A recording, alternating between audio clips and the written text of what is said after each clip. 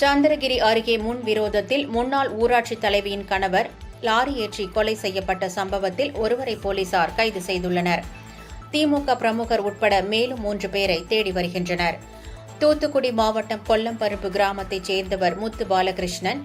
அதிமுக கிளை செயலாளரான இவர் real estate தொழில் செய்து வந்தார்.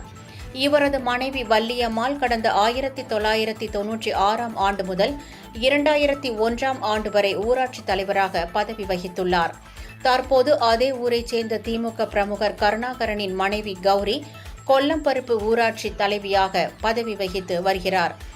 உள்ளாட்சி தேர்தல் மற்றும் தொழில் போட்டி காரணமாக முத்து பாலகிருஷ்ணனுக்கும் கருணாகரனுக்கும் இடையே முன்விரோதம் இருந்து வந்துள்ளது. இந்நிலையில் கருணாகரன் 2 நாட்களுக்கு முன்பு முத்து பாலகிருஷ்ணனுக்கு கொலை மிரட்டல் விடுத்ததாக கூறப்படுகிறது.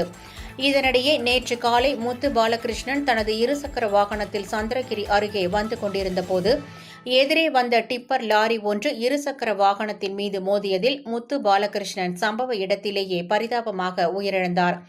தகவல் கிடைத்ததும் விரைந்து வந்த ஒட்டப்பிடாரம் போலீசார் முத்து பாலகிருஷ்ணனின் சடலத்தை கைப்பற்றி உடற்கூறு ஆய்விற்காக தூத்துக்குடி அரசு மருத்துவக் கல்லூரி மருத்துவமனைக்கு அனுப்பி வைத்தனர். அங்கு உடலை வாங்க மறுத்த உறவினர்கள் திட்டமிட்டு லாரி ஏற்றி முத்து பாலகிருஷ்ணனை கொலை செய்த கருணாகரனை கைது செய்ய வேண்டும் என்று வலியுறுத்தி போராட்டத்தில் ஈடுபட்டனர்.